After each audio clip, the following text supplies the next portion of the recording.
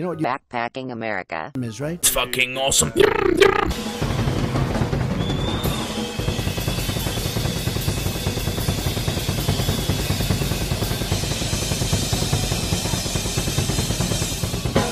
It's Backpacking America, an analytical podcast. You already know Wise Guys Sammy's has the best sandwich in downtown Oneonta, but now they've also been voted Reader's Choice for best burger in all of Oneonta.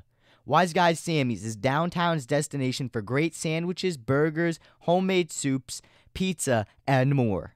See what everyone is talking about and try one of their award-winning burgers or one of their famous specialty sandwiches, all on homemade bread.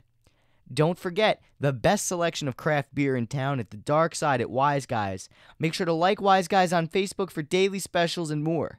Eat in or take out, and make sure to call 607-267-4347 or stop in at 261 Main Street today. Wise Guys Sammy's, Oneonta's best burger and downtown's best sandwich. Hi, I am sick as fuck right now, so for this episode's segment of Have You Heard This? Enjoy Obama macking with a shorty at the voting booth.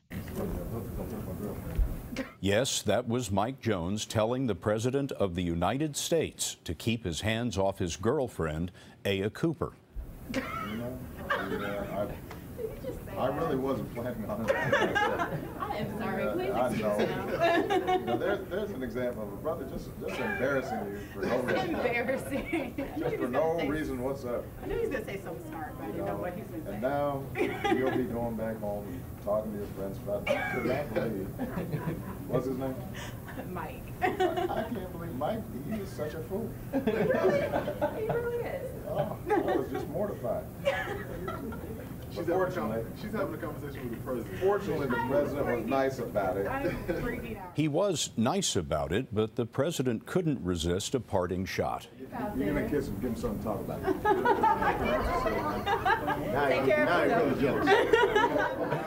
Just a little constituent service from the President of the United States. Okay, so here we have Rain Aubrey on Backpacking America. We're going to be talking about social media algorithms and how they affect social and political movements. Rain, thank you so much for coming on the show. How's it going?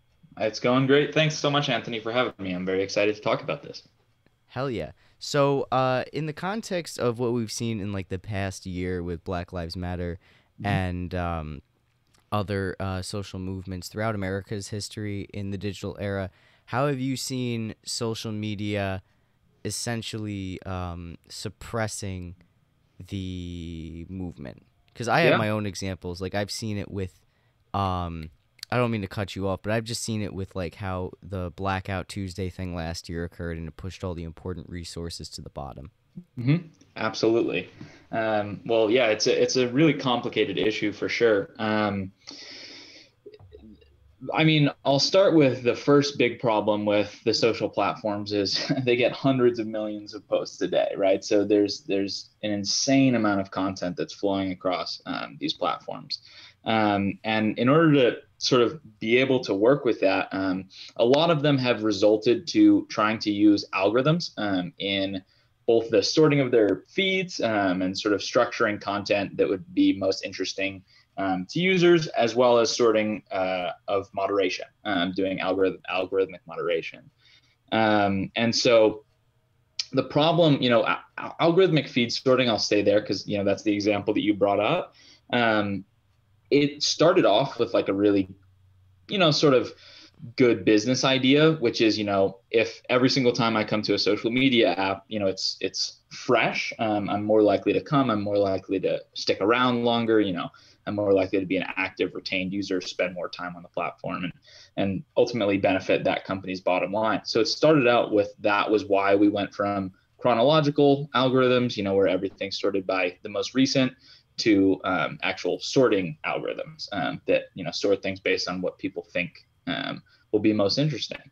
But it also comes with a lot of drawbacks. It often leads to people being more divided, seeing people from the other side as, worse than they often are, echo chambering opinions, all of that kind of stuff. And unfortunately, it with social media, how quickly everything can spread, it just pours fuel on the fire of those problems. Absolutely, yeah. I see echo chambers a lot. Especially like today, I was in the deli, and I don't know if you know about New York, but we just enacted our if you're fully vaccinated, you don't have to wear a mask thing, and that of course follows the CDC's guidelines of if a business says you have to wear a mask, you still have to wear it regardless. So I go into this deli, and there's a woman without a mask there, and a woman like with it below their nose, and they're both talking about how everyone's um, basically cowardly for not wearing a mask, and how like, oh, what's the point, we're fully vaccinated. And there was another person saying, well, people like that are the problem, and blah blah blah. And it was just such an intense argument, but it felt like I was reading it off of like a Twitter script. Like I feel like the biggest culprits for this echo chamber are like Facebook, Instagram, and Twitter, and it's often like rehashing the same shit that I see when I'm scrolling through my feed. And I feel like it shapes public consciousness to the point where there's no original thought, and you're not right if it's not read from somewhere else.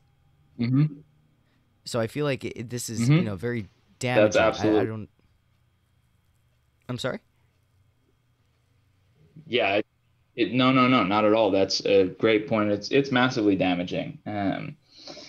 Yeah, like there's so many problems with the existing platforms. So many decisions that they've made, have been made under this idea of just getting people to stick around on the platform more, to share things and engage with things on the platform. And nobody considered. I mean, Twitter started as basically a text message update, a micro blogging site. Facebook, as if you've seen The Social Network, started as a way to basically pick up girls at Harvard.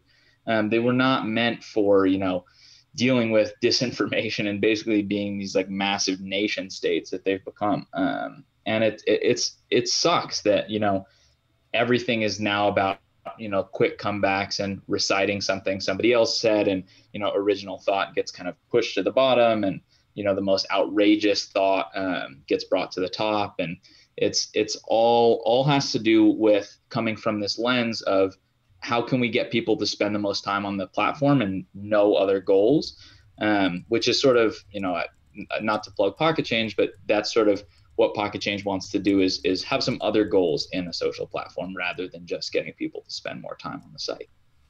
So what's Pocket Change? I know that's a big thing you're pushing. Yeah. Sure. So Pocket Change is a company I started basically to deal with all of this stuff that we're talking about here.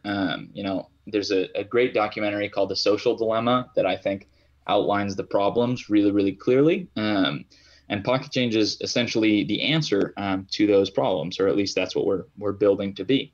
So it's a social media, just like Twitter, Facebook, or Instagram. But we do a lot of things differently to fix these problems. So our basic theory is that if technology got us into this situation where, everybody hates each other and is more divided and, short-tempered than ever, perhaps technology can also be, the solution. It can also, reverse the things that it made so bad in the first place. So that's what Pocket Change is. Pocket Change is a social media where you can post pictures and videos, write your thoughts, share articles. But one of the cool things that we do is every single post, every single like, and every comment on the platform sends a free donation to any charity in the US at no cost to the user. So it's totally free to use. And every single time you like something, you're actually supporting a charity that person is talking about, or a cause that person is talking about. So that's basically, and we've done a lot of stuff to reverse these problems. So we don't do any algorithmic feed sorting. We have much, much better content moderation guidelines and moderation processes. And, we're doing a lot of things to try and come to it with the lens of, let's make a social platform that's actually productive and meaningful and respectful, and isn't just, echo chambering and who can get the snappiest comeback on the other person. So how do you like fund that? Like, how does money go to these charities? Is it like ad driven, where all the revenue you get from ads gets sent to the charity?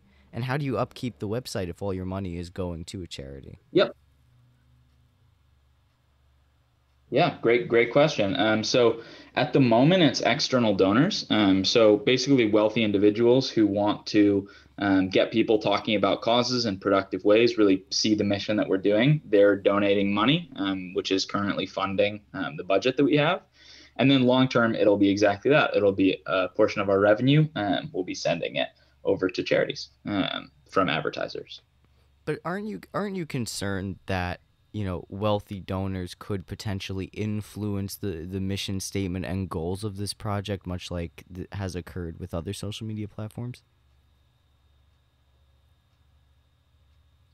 It could, but we've done a really good job of making sure that that doesn't happen and being very clear that we're here to do something better than what currently exists.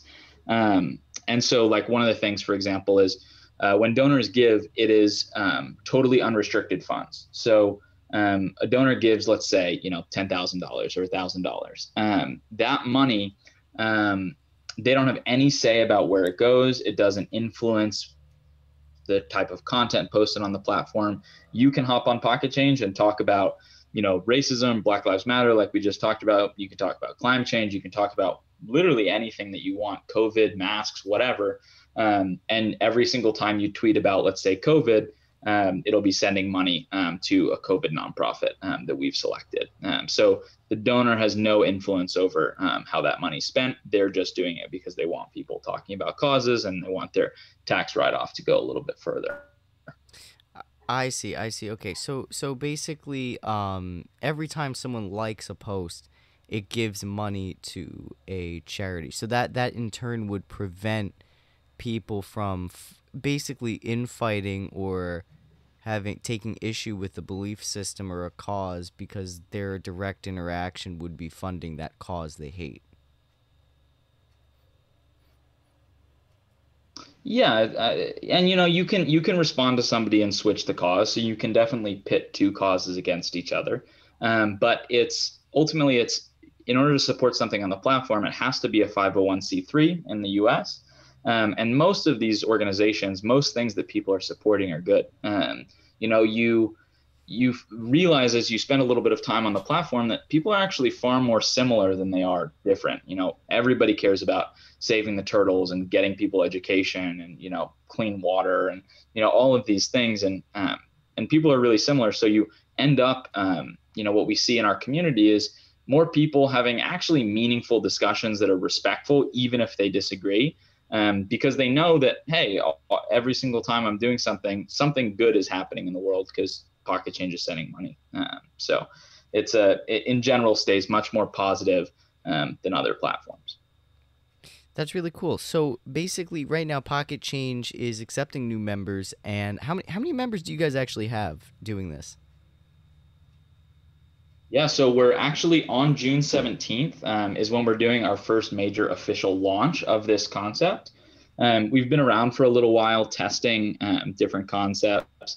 But, on June 17th will be the first time that we officially launch to the public what we're talking about here. So we're brand new. Wow, that's awesome. So do you think more people will try to follow suit in this, or do you think this would have do you think there'd be a greater migration off of the big three, as I like to call them, social media platforms to Pocket Change?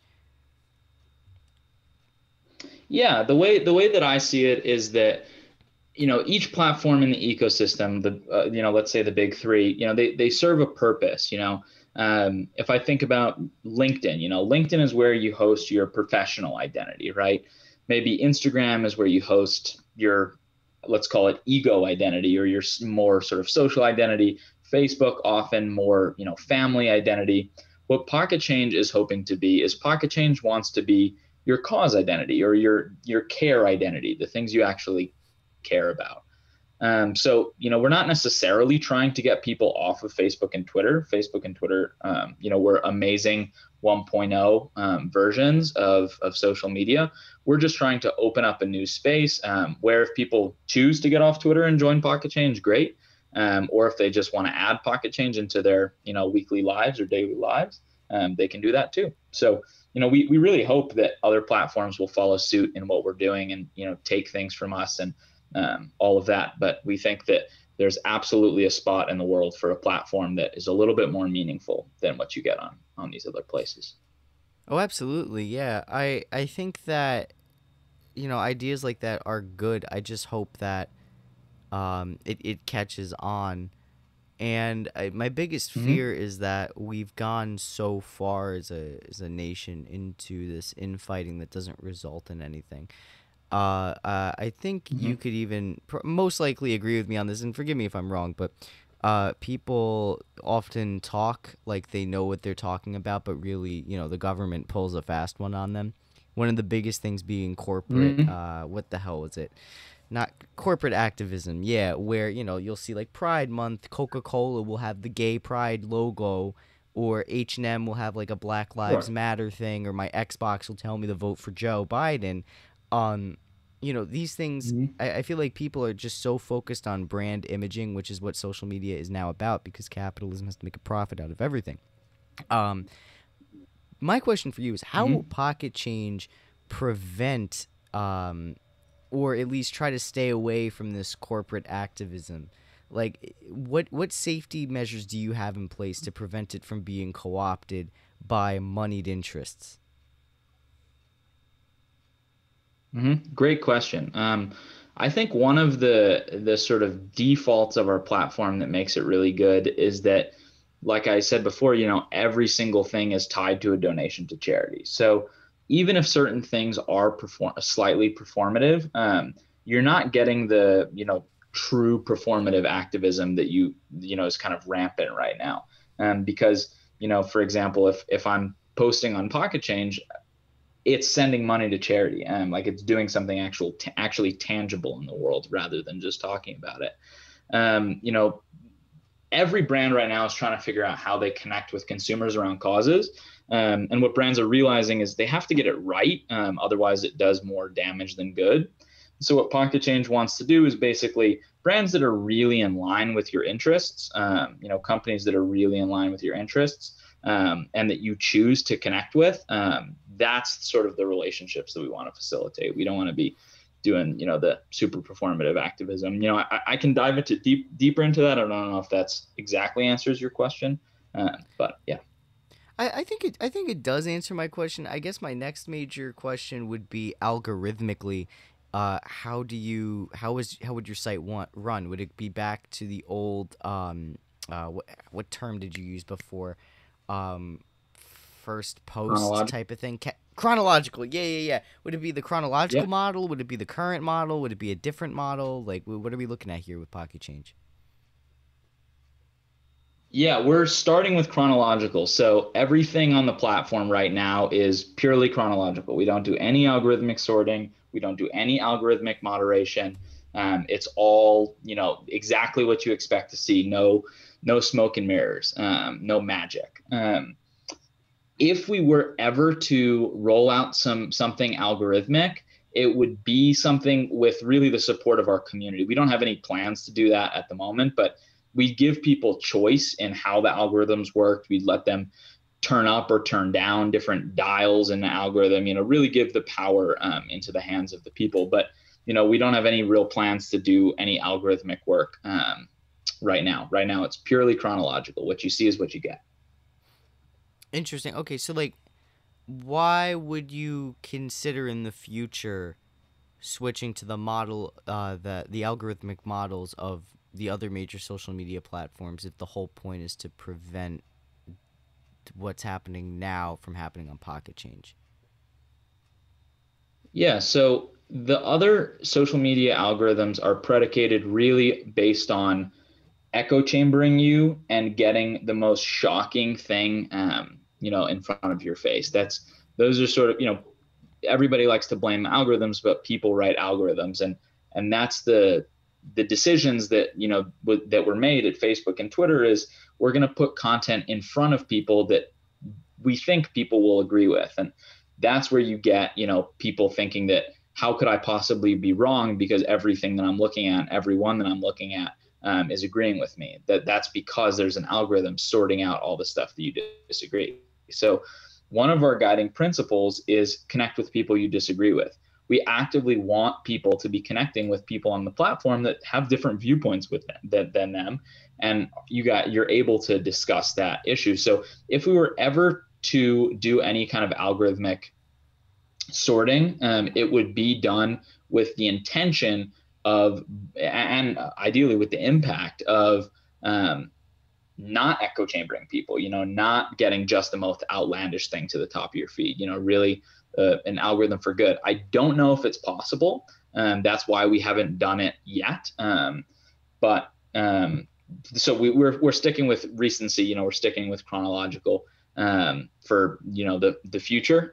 But if we were ever to do it, we would do it very intentionally with the goal in mind of showing you things that don't echo chamber you, showing you things that you disagree with, so that you don't get all of the bad stuff that comes along with Facebook and Twitter. I think that's a great idea. I feel like it would help people develop and think more critically, mostly because I feel that whenever people do talk, it's just simply regurgitating the same thing. And I feel that when it comes to like even that example, like at the deli or like when I'm in class or whatever, it's all very fake and very surface level. And I feel that a lot of, like, for example, even last summer when we had, all those people linking class, like capitalism and racism together, then there was that massive, algorithmic switch on Twitter and Instagram to push all that away and promote the more government-friendly and government-approved images of, let's say the Joe Biden administration and, the Ted Wheeler administration and the de Blasio administration. I feel like that's what was done, and it shifted the way people thought. It's a control thing in that regard. That's how I saw that unfold. But then again, too, like, you need to know how the opposing side thinks to come up with arguments to stop them or to convince people not to have that opinion. Because a lot of people, it's very funny, especially on the socialist left, which I pay very, very much attention to, if you couldn't tell. There's this tendency to just disown people that think differently, or to if you have a family member that, say, voted for Trump and the only sin they committed was voting for Trump, but other than that, they're just normal people, and you excommunicate them for that. That's an Instagram, Twitter thing. That's not like a logical thing. And I could see a direct correlation between this radical implementation of political rivalry directly to Twitter and Instagram, mostly because it's so mean. A lot of people, it's not even just simply being wrong. It's like bullying on like a massive scale, because then there's this mass reporting of accounts. Like I remember when I was when I used to be in the memeing stage of my life in iFunny, right? Like back when I was a kid, there would be raids on accounts where it's like, oh, if they think differently or whatever, you mass report the account and you shut them down. And this ended up going up into bullying, because then, the site kind of updated its like administration. So then it would be like, oh, like let's just harass the shit out of this guy for saying like, I don't know, I think capitalism is good and here's why and blah, blah, blah. And it ended up just fueling something that ended up being something we can't even control, because now anyone can get screwed over and no one is right. And you just get bullied and attacked to the point where you either lose your job. And, and then there's also the limits of cancel culture, which this was inevitably going to come up in this discussion. What is it and how is it bad and how is it good? It's good because Nazis get fucked, like, the small majority of users that are neo-Nazis, but for the most part, people that are just regular people end up, getting seriously attacked. And it's not good because the margin of error is so large, and you're taking, your evidence from such a small source. You can't really get a good image of whether someone's guilty or not. And it just becomes kangaroo court justice to me. Yep, you're absolutely correct. I think the thing that's often left out of discussions of cancel culture is the reason for it. If you can step back and really look at it, where people are coming from is really a place of pain. People don't act this aggressively if they're not really hurting. The younger generation that we're a part of is really freaked out by everything that's going on in the world, and is that pain that they're feeling, that we're all feeling, shows up in different ways. And one of the ways that, can be really dangerous is the really aggressive cancel culture that you're talking about, reading one thing that someone said, and trying to destroy them and, dox them, put their public address out there, and, all of that kind of stuff, that is absolutely crazy. It comes from a place of pain. And it's run rampant on places like Twitter. And a lot of people are kind of just fed up with it. Twitter's gotten really toxic because, everything is about like, oh, can we cancel this? Can we cancel that? At its best, cancel culture can be a really good way of, holding, like you said, neo-Nazis accountable. And at its worst, it's, deplatforming and attacking people who, really don't deserve it. In my opinion, sunlight is the best disinfectant. It's something that I think about all the time. If someone has a bad idea, that idea should be allowed to be exposed and discussed, rather than just deplatformed. Because once a bad idea is out there, and if it's given the proper context around it, if it's not echo chambered, people are smart. They can make their own decisions. They can look at that idea and say, wait a second, this doesn't make sense because of X, Y, and Z. It's far more effective than saying, oh, just because someone said something that you didn't agree with, they shouldn't be allowed to say anything else forever. And that's really one of the most dangerous parts about cancel culture and deplatforming people. So it's a tough one, but the hope is that, if you build a good community, if you encourage the right behavior, if you check really negative behavior early on, maybe we can create an online community of people that are looking for something a little bit better than what's out there right now. Oh, I agree. And you know what? That's why I like Reddit, and that's why I also think the thing too is with deplatforming people, right? Or you make them lose their job, you push them further over the edge. Exactly. And what ends up happening is they go somewhere else. It's not like you broke up a neo-Nazi meeting, exactly. You beat the shit out of them, destroyed their propaganda, and caused like actual damage to them. Mm-hmm. You just pissed them off more, emboldened them more, and now they're gonna fuck you.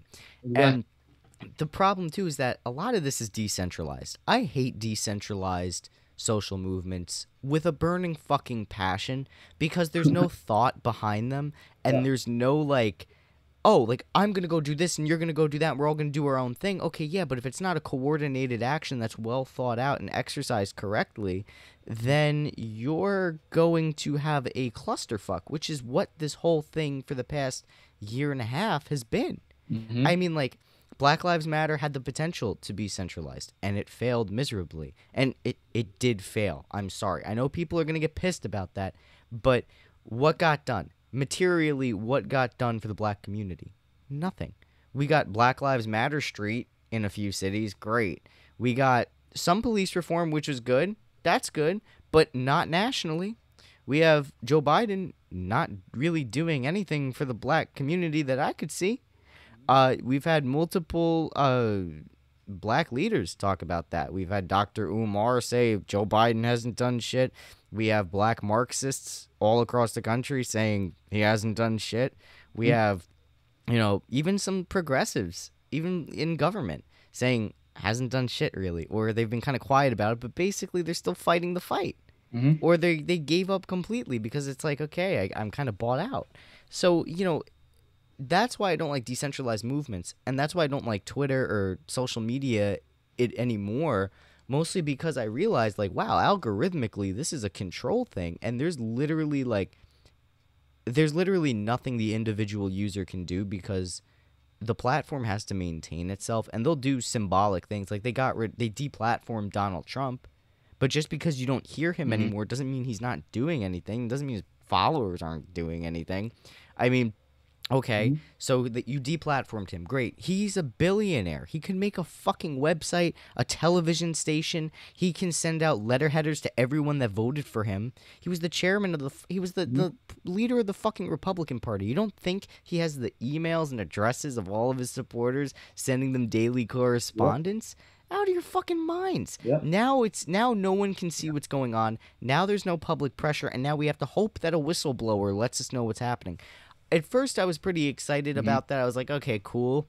but like not even excited. I want to take that back. I was just kind of like indifferent. I was kind of like, haha, get fucked. But like, what does that mean for like free speech? What does that mean for democracy? And what, most importantly, what does that mean like now that they're off the grid?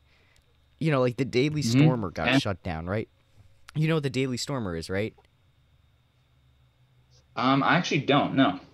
Okay, so it was a neo-Nazi website, and it got shut down. But that doesn't mean they're gone. Like, yeah, obviously, like, ban those websites, but, like, there's no structure to keep an eye on the users of that website. If you don't have the correct... The thing is that people don't understand that you need structures to implement the punishments that you're trying to dish out. And with no structure means no actual, like, material victory for anyone. You know what I'm saying? Yep, exactly. And that's sort of why, like, I'm not sure there's a famous, I think it's a poem or basically a kid's book where it's a guy walking and he has his jacket, curled tight over him, and the wind and the sun, they make a bet and they say, I bet you I can make him take the jacket off. And the wind blows and blows and blows, and the guy just pulls the jacket tighter and tighter and tighter, and then the sun just shines and the guy takes his jacket off.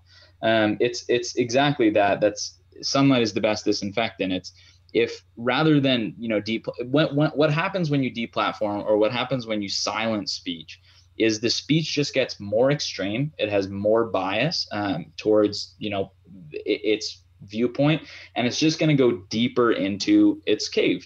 You see Trump getting banned off Twitter. I'm not sure if you've seen this, but now he's creating his own social network that's basically a blog where he can put whatever he wants. And now you've removed all of Trump's followers from the Twitter ecosystem to actually have conversation. And you've brought them over to a totally different site where there's no conversation happening. There's no other viewpoints than a singular viewpoint. And that's how things get even more extreme than they already are. And this is not just, this is not just like a right side thing. It happens on the left side too. It's a very dangerous thing that can happen when you start not allowing people to talk. Now, there's limits to that. There's checks and balances.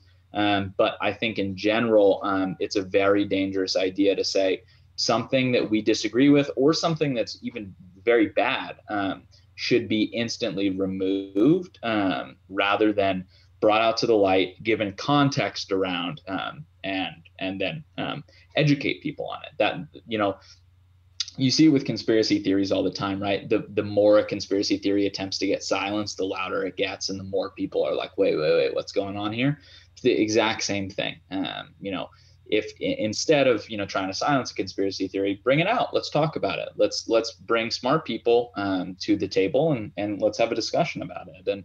And I think that's a far more effective way of actually solving the core of a problem, rather than just sort of performatively removing it from your site. Or just trying to like provide, like how they tried to censor COVID information. Like there's obviously like there's all the conspiracy theories about COVID are obviously stupid, but it emboldens people to believe that the theory is correct if it's being attacked. Like when they put for more information about COVID-19, any reference to it, click here. And it's like one of my friends, he was even on the show a couple of times, and he's like, I'm not getting the vaccine because it alters your DNA, and honestly, considering what happened with the Tuskegee experiment, I'm kind of afraid to get the vaccine. And I'm like, bro, but like it logically doesn't make sense to kill off your labor pool. I mean, like, you really got to look at it like a capitalist. Why would you kill your workers? You're trying to keep them alive so they produce. They learned that in slavery. And it's just kind of like what they did with Tuskegee. And I know that's fucked up to say, but it's true. I mean, like, they used to kill slaves to punish them, and then they're like, oh, that's not profitable enough. We have to beat them.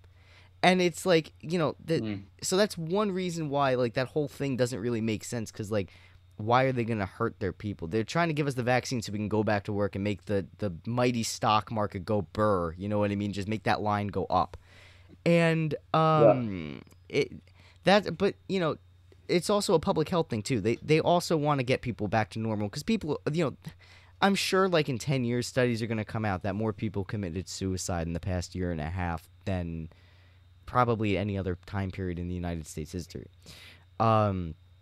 it's a major issue. And when you start saying like, oh, like this isn't correct, or if you want correct information about COVID, click here, it makes people afraid and kind of look at the conspiracy theorists and say, oh, maybe they're correct, maybe they're onto something at least partially.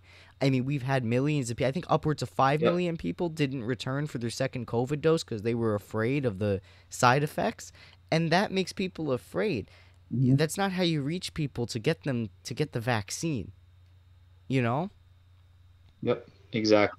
And that's the problem with trying to have an authoritarian view of information, is that people who inherently don't trust the authority are now even less likely to trust the authority. Like saying like, oh, this is incorrect and we're going to remove it and this is the correct view. If you by default don't trust the authority, now you're way less likely to trust the authority. It's just an ineffective way of going about it.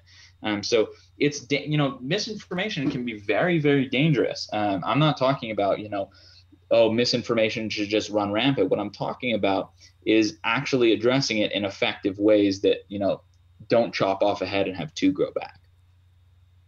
Exactly. Yeah. I mean, you would think by now we'd learn that suppression of speech doesn't fucking work. And especially with the internet. I mean, now people can make fun of you. We can make our own propaganda as people. So, like, you're going to fuck yourself if you... It doesn't make any sense to me. So, really what I'm trying to say is that I hope your social media platform works, because we do need something different to change the culture. Because it's not like how revolutions used to work before the digital era. Revolutions, like that march on Washington Street, that wasn't, done in a week. That was years of building relationships with communities and trust and like structures and institutions in the community to get that to work. The movements of the 60s and 70s that we all idolize on the left, they were done through actual groundwork, not through social media posting. It's made people lazy and it's made movements way less stable. And that's why I'm terrified when there was a report released that I discussed actually in previous episodes that said if the Derek Chauvin trial results in an unfavorable ruling, meaning like he gets to walk, then what ends up happening is there's the potential for an armed anti-police insurrection in the United States would absolutely happen. Like it's a pretty damn good likelihood that it would happen.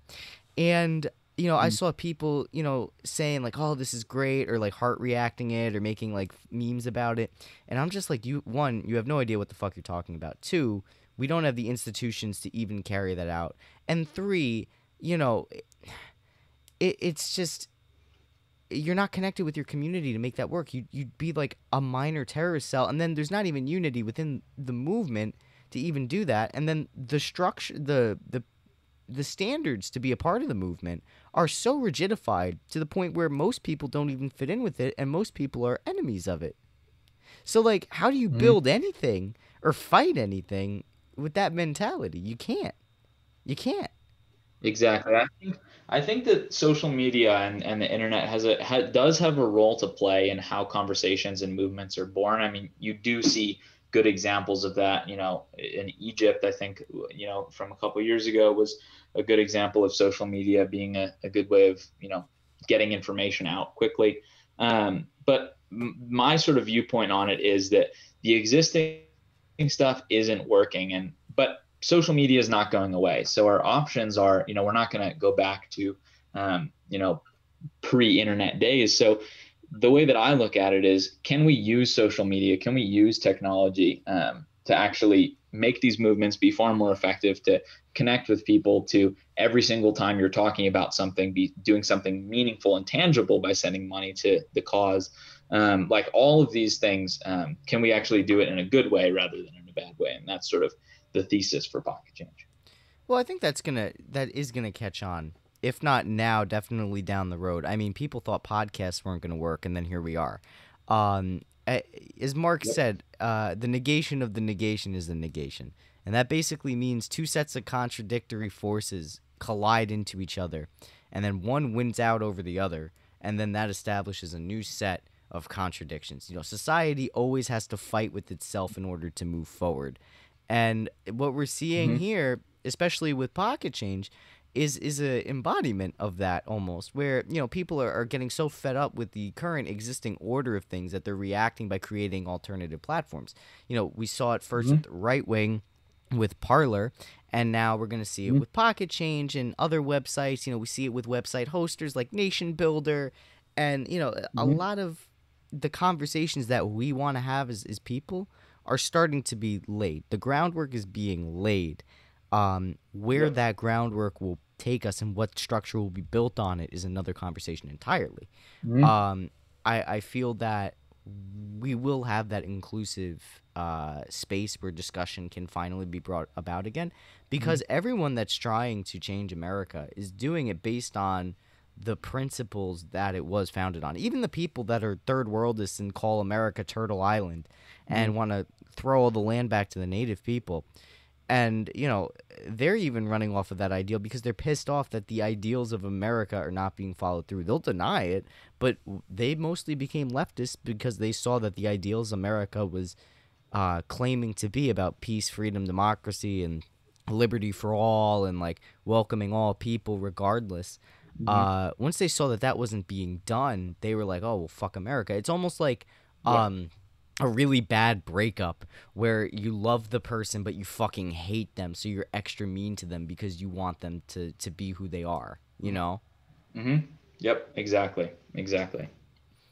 And that's, it's a big discussion too, like what does it mean to be even a patriot, I guess. And it's just kind of like, what's the difference between patriotism and nationalism? I mean, I would consider myself patriotic, but not in the sense where I'm gonna hang a fucking 30-foot flag off of my Nissan and say, yeah, America, death to everyone else, America's the best country in the world. Like, obviously it's not. I acknowledge the war crimes we've committed. We are far from any of our ideals, but basically I want America to live up to its ideals of honor, courage, and union, instead of whatever the fuck American capitalism is. So, and I think a lot of people, even those that say they're third worldists and those that say they're, against America, I feel like it's just a bad breakup situation. And I feel like a lot of people like that. Well, that's the hardest part, is people are in pain. When you go through a hard breakup, you act that way because you're hurting. And so, America's ideals are really beautiful. What America stands for and what it's all about is beautiful. And then the execution for a lot of people has been very bad. And generations and generations along those lines, people feel that hurt and then they react certain ways. And so I'm hoping that as a society, I think we're getting a little bit closer to, being a little bit more conscious, being a little bit more fair and just, and maybe hopefully one day we'll be able to actually just treat each other as human beings, rather than as oh, I'm the good guy and they're the bad guy.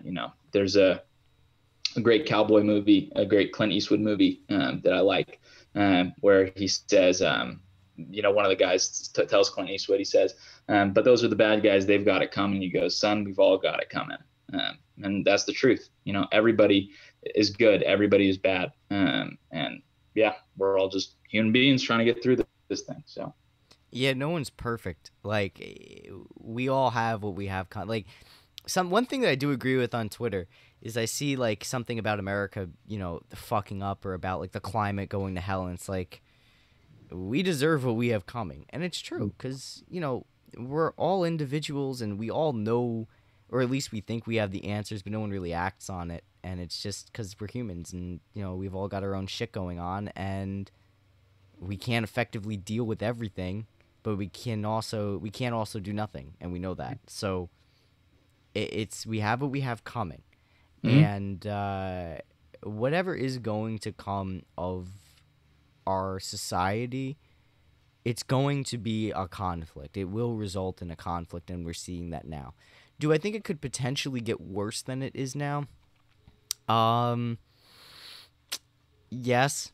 Do I think it'll be like Endgame scenario where the whole country collapses in this insane like event? No. Mostly because people are lazy. I think there's going to be more fistfights and more, sabotage, and it will basically be at the level of Europe, where they are politically, where it's like, if you're this, you're going to get the shit kicked out of you, or your meeting's going to get disrupted. But other than that, I don't think it's going to be an end game type of thing. I feel like, for the most part, people are going to kind of understand, like, oh, two-party system bad, let's make another party. I feel like, the Biden, I feel like that's going to happen like 10 years from now, though, because the Biden administration is basically solving COVID. Things are changing. I'm not going to give him too much credit, but if Trump was still in office, we probably wouldn't have had as many vaccines rolled out. We probably wouldn't have had a warlike production of them, and we probably wouldn't have had them distributed at nearly the same pace or in the fairest manner. So I will give Biden that, and I feel like he's going to be hailed as the president that ended COVID. Even though, regardless of what your opinions of him are, I certainly have my own opinions. It's going to be like what happened with Obama, or with Bush, really. Bush left the economy a mess, but Obama was blamed as the Depression-era president. And even though he just got elected to fix it, the recession happened under Obama, even though that was, decades in the making. So it's just, the public is going to look at it differently. So that's why I think maybe around 2024, maybe around 2028, honestly, we might see a multi-party system emerge. We might see third parties blow up again like we did in 2016. But I don't think America has the potential for a revolution, mostly because the people that lead it are fucking idiots. Well, that's the problem, is revolutions are led by people, and people are how we got here. So it's it's definitely sorry, 1 second. Yeah, of course. But yeah, it's my deepest hope, honestly, is that regardless of what party you affiliate with, people can view you as more than just what party you affiliate with. If people saw each other as more than just, oh, you're a liberal, you're a Republican, I think we'd have a lot more productive dialogue. We'd have a lot more actual, progress being made on different issues, rather than just being like, oh, I can't work with you at all because you're not a part of my party. So that's my hope, is that we can make people a little bit more human, a little bit deeper, rather than just, you're a stereotype of your party or your race or your background or your wealth or, all of those things. I think, yeah, I agree. I just hope we can, deal with the issues plaguing our society. There really does need to be a reckoning. There needs to be a respect for the native treaties we violated egregiously. We need to fix the environment, and we do need to really mend the class issues. A lot of these issues are stemmed from, most of these issues, not even the environment or sexual issues like gender-related stuff, but most of the issues stem from low pay, no benefits, and racism, and no pay and low benefits being targeted towards non-white people. And then, of course, we got to deal with Americanization as a practice. I'm an Italian American, and I don't know my language because my family said you can't speak it because we don't want you harassed for not being American enough. And that's what my parents were told, and that's what their parents were told by their parents. And their parents still spoke Italian a little bit because they were also immigrant children, but they were really pushed to be American. And then my grandparents pushed my parents to be really American kids. So I don't know much about my culture. I don't know much about my heritage. I know where I came from, but I know kind of why we left, but I don't know my language. I don't know the history of Italy. I don't know why really we left. It's a crime. And my name was Americanized. My last name was Americanized. Not terribly, but it was. And these things need to be reckoned and dealt with before we could even see each other as human beings. And now how we're going to do this with respect and the reverence it deserves in a nonviolent fashion would require reform. And that requires the people in power really just saying, do we want to stay in power, or do we want to take a gamble and risk the negative consequences of it? And I think that's the question that needs to really be asked. Do Do you want to fuck around and find out, or do you want to just take a deep breath and say things have changed and these are what's going to happen, these are the consequences of each action we can take? Absolutely. Well, this was really fun, Anthony. I unfortunately do have to run in a second. But Oh, okay. Well, hey, listen, thank you so much for coming on the show. And, to our listeners out there, make sure you check out Pocket Change. Absolutely. Thank you so much for having me on. This was really great. June 17th, we officially launched. So follow me at Rain on the platform. I'd love to keep the conversation going. If you want more Backpacking America content, make sure to follow the social links in the podcast description. New episodes starting and ending your work week come out every Friday and Monday. Thank you again for listening, and stay breezy.